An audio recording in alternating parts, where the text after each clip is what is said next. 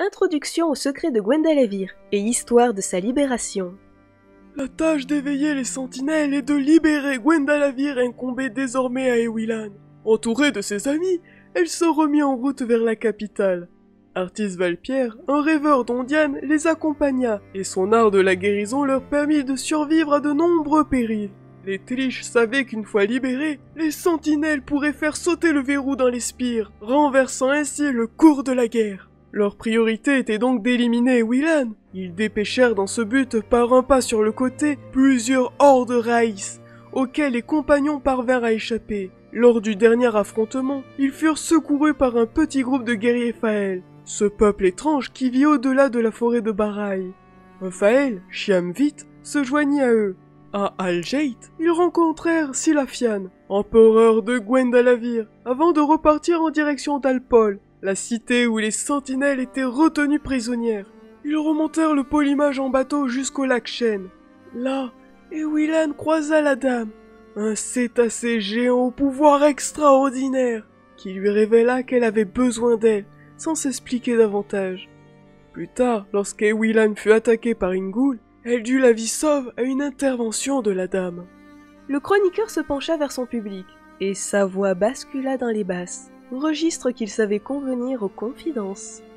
En marge de cette mission, dans les marches du Nord, Ewilan avait peu à peu acquis la certitude que ses parents étaient vivants, et elle s'était jurée de partir dès que possible à leur recherche. Il lui fallait pour cela soutirer à Elearil Morianval quand elle la rencontrerait un renseignement indispensable, l'endroit où ils étaient retenus prisonniers. Des mains se levèrent pour solliciter des précisions, que Doom Filbati ne daigna pas fournir. Il reprit avec un ton de voix habituel. Les compagnons atteignirent finalement Alpol. Le gardien des sentinelles était un dragon, retenu captif par un des Saint-Telish. Ewilan comprit qu'il était le héros de la dame, et que celle-ci attendait qu'elle le libère. Elle réussit cet exploit, et put ensuite délivrer les sentinelles. Le dragon la remercia en secourant Bjorn, Maniel et Chiamvit, assaillis par une horde de rails, alors qu'ils défendaient les arrières de la compagnie. Libres, les sentinelles gagnèrent la citadelle des frontaliers, pour prêter main forte aux armées impériales. Ewilan n'avait pas eu le temps d'interroger Elearil Morianval sur le sort de ses parents, mais savait qu'elle la retrouverait dans la citadelle, à quelques jours de marche de là. Les sentinelles étaient libres, l'imagination de nouveau accessible, les humains en passe de gagner la guerre. Ewilan avait sauvé Gwendalavir. La jeune étudiante rousse se leva. La quête d'Ewilan ne s'achève pas ainsi. Le chroniqueur la fit taire d'un geste apaisant. Du calme, jeune fille.